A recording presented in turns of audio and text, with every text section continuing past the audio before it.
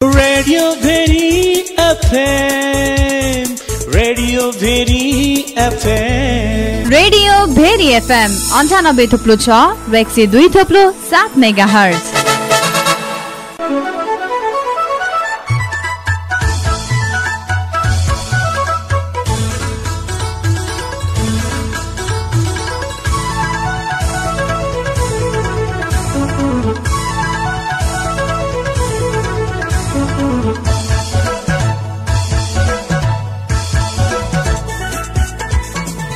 कर्णाली प्रदेशको समृद्धिका लागि संघीय सरकारले सक्दो सहयोग गर्ने प्रधानमन्त्रीको प्रतिबद्धता, स्रोत सुनिश्चित बिना नयाँ आयोजना नल्याइने दाबी। मध्यपश्चिम विश्वविद्यालयको तेस्रो दीक्षान्त समारोहबाट 885 जना विद्यार्थी दीक्षित, उद्यमशीलता सिर्जना गर्न सक्ने जनशक्ति तयार गर्नुपर्नेमा जोड। जाजरकोटमा पुष्पलाल मध्य पहाडी लोकमार्गको कुदु कार्की गाउँ सडक खण्ड अलपत्र, स्थानीयलाई शास्ति। र विश्व फुटबलको नयाँ वरितामा नेपालको 4 स्थान सुधार। हिमाल पहाड तराई जोड्छौं सबैलाई। बिहान 6:30 बजेको भेरी खबरबाट ढिलु रावत र टेकराज केसीको नमस्कार। तपाई हामीलाई radiobheri.com.np, हाम्रो पात्रो.com मोबाइल एप्लिकेशनका साथै दैलेखको रेडियो हाम्रो समावेशी, रेडियो हाम्रो मातृभूमि, त्यसैगरी जाजरकोटको रेडियो हाम्रो पाइलाबाट पनि सुनिरहनु भएको छ।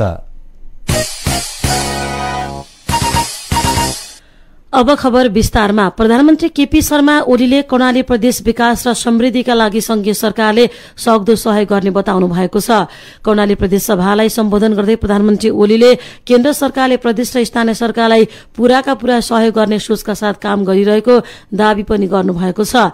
उहाँले कर्णाली प्रदेश आफ्नो हिसाबले विकासको सुन्दर सम्भावना बोकेको भए समेत बताउनु भएको छ। माथिल्लो कर्णाली स्वास्थ्य विज्ञान प्रतिष्ठान, कर्णाली करिडोर, राकम कर्णाली, भेरी बबे, दैलेखको पेट्रोल खानी आदि लगायतका आयोजना निर्माण विस्तारका कार्यक्रम सञ्चारमा रहेको पनि बताउनु भएको छ। उहाँले स्रोत सुनिश्चितताका बिना नयाँ आयोजना बनाउने व्यतिथिमा सुधार ल्याइएको समेत बताउनु भएको छ। उहाँले कुनै आरोप प्रत्यारोपमा नलागी तिनै तहका सरकारको सहकार्यमा देशको विकास र समृद्धिको लागि जुट्न आह्वान समेत गर्नुभएको छ। संघीय लोकतान्त्रिक गणतन्त्रात्मक प्रणालीको रक्षा र संविधानको प्रभावकारी कार्यान्वयन गर्दै आवश्यकता अनुसार परिमार्जित गर्दै जाने सरकारको सोच रहेको उहाँको भनाइ छ। यसैबीच प्रधानमन्त्री केपी शर्मा ओलीले विश्वविद्यालयले आफै उद्यमशीलता सिर्जना गर्न सक्ने जनशक्ति उत्पादन गर्नुपर्नेमा जोड दिनु भएको छ। सुर्खेतको वीरेन्द्रनगरमा मध्यपश्चिम विश्वविद्यालयको तेस्रो दीक्षान्त समारोहलाई सम्बोधन गर्दै उहाँले विश्वविद्यालयले यस क्षेत्रका विद्यार्थीहरूको रुचि र पहिचानका क्षेत्रहरू पत्ता लगाएर त्यस अनुसार शिक्षा दिन सक्नुपर्ने सुझाव दिनुभयो। आफ्नो स्थान, यस ठाउँको परिचय अनुसार विश्वविद्यालयले यस ठाउँलाई उजिल्याउन पहिले यो ठाउँ चिनेर यो ठाउँबाट यस ठाउँलाई सपार्ने जनशक्ति तयार गर्ने मुख्य कुरामा केन्द्रित हुनुपर्छ। जीवनका लागि शिक्षा, व्यक्तिको जीवनका लागि शिक्षा, परिवारको लागि शिक्षा, समाजको लागि शिक्षा, देशका लागि शिक्षा। र अज्ञानी मान्छेहरू सर्टिफिकेट ठुल्ठुला बोकेका तर मूर्खहरूको जमात तयार गर्ने शिक्षा होइन। ठुला ठुला सर्टिफिकेट छन्, काम खोजेर हिँडेको छ, जब पाएको छैन, बेरोजगार भएर तडपिएको छ, त्यस्तो शिक्षा होइन। आफै उद्यमशीलता सिर्जना गर्न सक्ने कोही गएर प्रतिस्पर्धा गर्यो भने नेपालमा मात्रै होइन, अबका परीक्षाहरूमा। प्रधानमन्त्रीले दीक्षित विद्यार्थीहरूलाई मानवतावादी बन्न पनि आग्रह गर्दै सबैभन्दा ठूलो मानवतावाद भएको अबको पुँजीवाद र समाजवादका बहस गरिरहनु नपर्ने बताउनुभयो। सर्टिफिकेट प्राप्त गर्नु मात्र ठूलो कुरा नभएको भन्दै उहाँले किताबी ज्ञानभन्दा बाहिरी ज्ञान लिनुपर्नेमा जोड दिनुभएको छ। आफ्नो रुचिको क्षेत्र, आफूले अगाडि बढ्न सक्ने क्षेत्र त्यो ठाउँमा हुनुहोस्। अरूले भन्दा बढी काउन्सिलिङ आफ्नो काउन्सिलिङ आफैले गर्नुहोस्। अब तपाईँहरू उच्च शिक्षा हासिल गरेर यत्र डिग्रीहरू हासिल गरिसक्नु भएको छ भने yourself you are your mentor. अर्को मेन्टर, अर्को मोटिभेटर खोज्ने होइन, तपाईँहरू आफ्नो मेन्टर हो, आफ्नो मोटिभेटर हो। त्यसरी अगाडि बढ्नुहोस्। मैले धेरै ठाउँमा भन्ने गरेको छु, सफलताको पुँजी भनेको, सफलताको आधार भनेको इमान्दार प्रयास हो। इमान्दार हुनुहोस् र प्रयास गर्नुहोस्, तपाईँहरू सफल हुनुहुनेछ इमान्दार प्रयासबाट। कर्णालीका योद्धाहरू महाभारत युद्धमा लड्न गएको उल्लेख गर्दै उहाँले यो क्षेत्र तेल खानी र जडीबुटीको खानी रहेको भन्दै यसको प्रयोगबारे खोज अनुसन्धान गर्न बाँकी रहेको उल्लेख गर्नुभयो। यहाँका मानिसहरू महाभारतको युद्धमा सहभागी हुन गएका थिए र अरूले तीर धनु चलाउँथे। यहाँका मान्छेहरूले घुयत्रो घुमाएर हानेपछि यत्रो ढुङ्गो भुनभुनाउँदै गएर मान्छेलाई छोयो कि जहाँ छोयो त्यहीँ कराकुरुक पारिदिने। देखेपछि त्यहाँ आतंकित हुन्थे मान्छे। जे होस्, त्यस जमानामा पनि महाभारतको युद्धमा पनि नेपालीहरूले तल्का मचाएका थिए। यहाँको सभ्यता, यो सभ्यताको लामो इतिहास छ। अहिले म त्यतापट्टि जान चाहन्न। हिमाली प्रदेश यो तेल खाने भएको अहिले हामी रिसर्च गरिरहेका छौँ, अध्ययन अनुसन्धान गरिरहेका छौँ। तेल निस्किन्छ त्यहाँबाट, हामी प्रयोग गर्छौँ, त्यसलाई बेच्छौँ पनि। यो कुरा पनि स्पष्ट। जडीबुटीको खानी हो यो ठाउँ। यहाँ जे उम्रिन्छ जडीबुटी, तर त्यसको प्रयोग केमा हुन्छ खोज अध्ययन अनुसन्धान गर्न बाँकी छ। तेस्रो दीक्षान्त समारोहबाट 885 जना विद्यार्थीहरू दीक्षित भएका छन्। केन्द्रीय प्रशासनिक भवनमा भएको दीक्षान्त कार्यक्रममा 3841 जना विद्यार्थी मध्ये 885 जना विद्यार्थीहरूले दीक्षान्त समारोहमा सहभागिताको लागि आवेदन दिएका थिए। स्नातक तह उत्तीर्ण गरेका 2189 जना, स्नातकोत्तर तह उत्तीर्ण गरेका 1633 जना र दर्शनाचार्य तह पूरा गरेका 19 जना विद्यार्थीहरू सहभागी भएका हुन्। दीक्षान्त कार्यक्रम प्रधानमन्त्री तथा मध्यपश्चिम विश्वविद्यालयका कुलपति ओलीको अध्यक्षतामा सम्पन्न भएको हो। पुष्पलाल मध्य पहाडी लोकमार्ग अन्तर्गत भेरी नगरपालिका 13 कुदु कार्की गाउँ सड़क खण्ड अलपत्र परेको छ।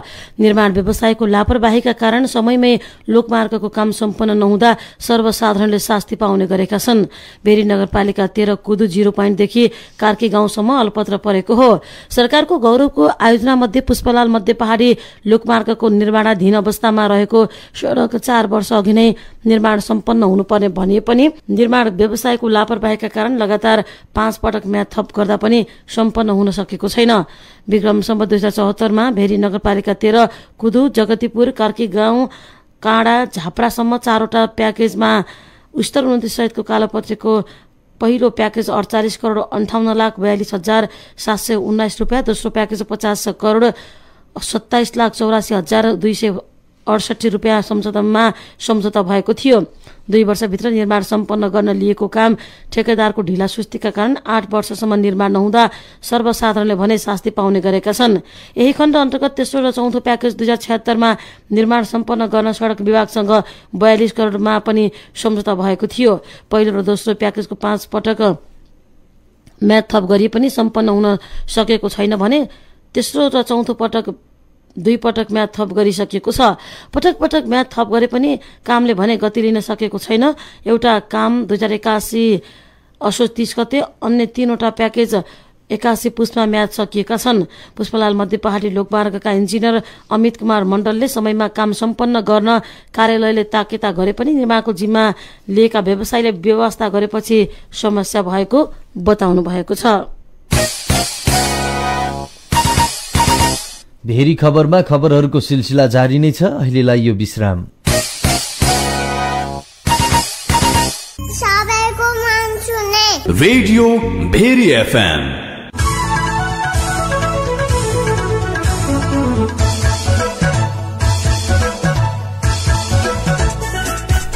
तपाईँ अहिले सबैको मन छुने रेडियो भेरीमा बिहानको भेरी खबर सुनिरहनु भएको छ। यतिन्जेल हामीले कर्णाली प्रदेश समृद्धिका लागि संघीय सरकारले सक्दो सहयोग गर्ने प्रधानमन्त्रीको प्रतिबद्धता, स्रोत सुनिश्चित बिना नयाँ आयोजना नल्याइने दाबी, मध्यपश्चिम विश्वविद्यालयको तेस्रो दीक्षान्त समारोहबाट 885 जना विद्यार्थी दीक्षित, उद्यमशीलता सिर्जना गर्न सक्ने जनशक्ति तयार गर्नुपर्नेमा जोड लगायतका खबर प्रस्तुत गर्यौं। अब बाँकी खबर। सबै महिला तथा बालबालिकाका लागि अधिकार, समानता र सशक्तिकरण भन्ने मूल नाराका साथ आज 115 अन्तर्राष्ट्रिय महिला दिवस मनाइँदैछ। विभिन्न क्षेत्रमा कार्यरत महिलाको आर्थिक, राजनीतिक र सामाजिक उपलब्धि स्मरण गर्दै महिलाको प्रविधिमा पहुँचको विस्तार गर्ने, महिला सशक्तिकरण अभिवृद्धि गर्ने, लैङ्गिक असमानता र हिंसाजन्य क्रियाकलाप निर्मूल गर्ने यस दिवसको मुख्य लक्ष्य रहेको छ। यस्तै महिलालाई शिक्षित र आत्मनिर्भर बनाउने एवं उचित सम्मान गर्ने लगायतका उद्देश्य पनि रहेको दिवसको रहेको छ। नेपालको संविधानले कुनै पनि धर्म, संस्कृति, संस्कार, प्रथा, परम्परा, प्रचलन वा अन्य कुनै पनि आधारमा हुने सबै प्रकारका विभेद, शोषण र अन्यायको अन्त्य गरी सत्य र समतामूलक समाजको निर्माण गर्ने नीति लिएको छ। महिलाको हक अधिकार मौलिक हकका रूपमा स्थापित भइसकेको छ। समानुपातिक समावेशी सिद्धान्तका आधारमा राज्यको राजनैतिक तथा प्रशासनिक जीवनमा अर्थपूर्ण रूपमा महिलाको सहभागिता बढ्दै गएको छ। अहिले संघीय संसदमा 34%, प्रदेश सभामा 36% र 5 पालिकामा भने 41.1% महिला जनप्रतिनिधि रहेका छन्। यसैगरी निजामती सेवामा अहिले झण्डै 28% महिला कर्मचारीको उपस्थिति रहेको छ। कर्णाली प्रदेशको आर्थिक सहयोगमा र कृषि विकास कार्यालय मुगुको सहजीकरणमा अनुदानमा पाएका दर्जनौं कृषि फर्महरू अलपत्र परेका छन्।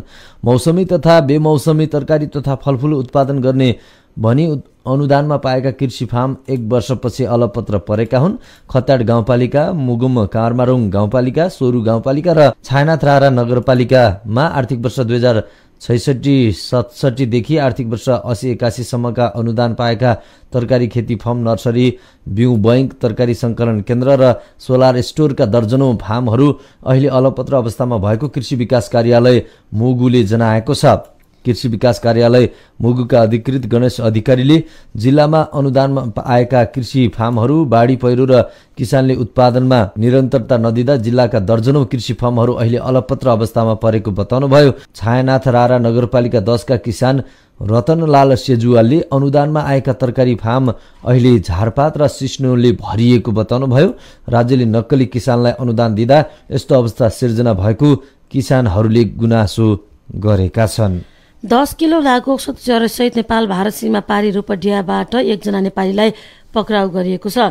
नेपाल भारत नाकाको भारतीय चेकपोस्टमा भारतीय प्रहरी र एसएसबीको संयुक्त रूपमा चेक जाँच गरिरहेका बेला नेपालगञ्जबाट रूपडियातर्फ जाँदै गरेका थोमाङ गाउँपालिका 7 रोल्पाका गोरे घरती मगर पक्राउ परेका हुन्। घरती मगरको साथबाट 10 किलो चरेस बरामद गरेको रूपडिया प्रहरी थानाका प्रमुख प्रहरी निरीक्षक ददन सिंहले बताउनु भएको छ। घरती मगरको झोला हेर्दा कपडाभित्र लुकाएर राखेको अवस्थामा 10 किलो चरेस बरामद गरेको प्रहरीले जनाएको छ। यो चरेस अन्तर्राष्ट्रिय बजारमा भारू 4 करोड मूल्य बराबरको रहेको पनि जानकारी प्राप्त भएको प्रहरी निरीक्षक सिंहको भनाइ छ। पक्राउ परेका घरती मगरसँग थप अनुसन्धान र सोधपुछ गरेर उनलाई भारतको बहराइच कारागार पठाएको एसएसबीको नेपाल भारत नाकाको चेकपोस्टका इन्चार्ज सन्तेश कुमार सिंहले बताउनु भएको छ। उहाँले नेपालबाट भारततर्फ जाने नेपालीलाई पनि भारतीय चेकपोस्टमा समय समयमा चरेससहित पक्राउ गर्ने गरेको भन्दै नेपालतर्फ पनि चेक जाँचमा कडाई गर्नुपर्नेमा जोड दिनु भएको छ। सुर्खेतको वीरेन्द्रनगरमा चैत्र 4 देखि 9 गतेसम्म तेस्रो कर्णाली चलचित्र कार्यशाला हुने भएको छ। केबी इन्टरटेनमेन्ट प्रणालीको कर्णालीमा तेस्रो पटक कार्यशाला आयोजना हुन लागेको हो। पहिलो र दोस्रो कार्यशालामा चलचित्र सम्बन्धी सामान्य ज्ञान लिएका विद्यार्थी र नयाँ विद्यार्थीहरू यसपटक चलचित्रबारे एडभान्स कोर्सको प्रशिक्षण दिइनेछ। आयोजक संस्थाका अध्यक्ष भूपेन्द्र कुमार खड्काले कार्यशालामा प्रयोगात्मक पक्षलाई जोड दिइने बताउनुभयो। सांस्कृतिक विविधताले भरिएको कर्णालीको कथा स्थानीय चलचित्र कर्मीहरू मार्फत राष्ट्रिय तथा अन्तर्राष्ट्रिय बजारमा पुर्याउनकै लागि कार्यशाला आयोजना गरिएको उहाँको भनाइ छ। अध्यक्ष खड्काले कार्यशालामा चलचित्र विकास बोर्डका अध्यक्ष दिनेश ढिसी र पूर्व अध्यक्ष निर्देशक दयाराम दाहालको विशेष कक्षा रहने बताउनु भएको छ। दीपक मनाङे, राजीव गुरुङले कैद सजायमा 20% छुट पाएका छन्। जिल्ला अदालत काठमाडौँका न्यायाधीश कमल प्रसाद पोखरेलको इजलासले मनाङेलाई बाँकी सजायको 20% छुट दिन आदेश दिएको हो। मनाङेले मुलुकी ऐन दण्ड सजायको 41 क अनुसार 20% छुट पाऊँ भनीमा गएको फागुन 12 मा निवेदन दिएका थिए। मुलुकी ऐन दण्ड सजाय महलको दफा 41 क ले अन्तिम फैसला भएको 60 दिनभित्र अदालतमा आत्मसमर्पण गरेमा कैद र जरिवानामा 20% छुट दिने व्यवस्था उल्लेख गरेको छ। उनलाई सर्वोच्च अदालतले ज्यान मार्ने उद्योगमा दोषी ठहर गरेको थियो। मिलन गुरुङ चक्रेलाई हात छिन्ने गरी खुडा प्रहार गरेको घटनामा 20 वर्षपछि सर्वोच्चबाट मनाङेलाई 5 वर्ष कैद सजायको फैसला भएको थियो। यस अघि नै मनाङे 2 वर्ष 8 महिना जेल बसिसकेका थिए। उनले अब 2 वर्ष 4 महिना जेल बस्नुपर्नेमा 20% छुट पाउने भएका छन्। फेरि खबरमा खबरहरूको सिलसिला जारी नै छ। अहिलेलाई यो विश्राम। सबैको मन छुने रेडियो भेरी एफएम।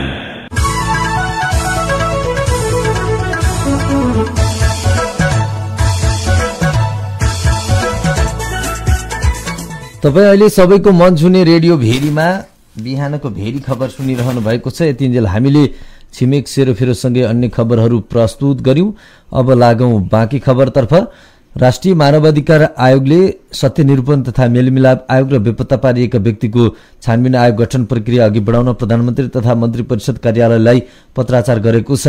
आयोगका सहप्रवक्ता श्यामबाबु काफ्लेले विज्ञप्ति मार्फत शान्ति प्रक्रियालाई टुङ्गोमा पुर्याउन गठन हुनुपर्ने सत्य निरूपण तथा मेलमिलाप आयोग र बेपत्ता पारिएका व्यक्तिहरूको छानबिन आयोग गठन प्रक्रिया अघि बढाउन पत्राचार गरिएको उल्लेख गरिएको छ। विज्ञप्तिमा संक्रमणकालीन न्याय मार्फत द्वन्द्वकालमा भएका मानवाधिकार उल्लङ्घनका घटनामा पीडितलाई न्याय दिलाउन र शान्ति प्रक्रियालाई निष्कर्षमा पुर्याउन बेपत्ता पारिएका व्यक्तिको छानबिन सत्य निरूपण तथा मेलमिलाप आयोग ऐन 2071 को दफा 3 उपदफा 3 बमोजिम पुनः सिफारिस समिति गठनको कार्य अगाडि बढाउन आग्रह गरिएको उल्लेख गरिएको छ।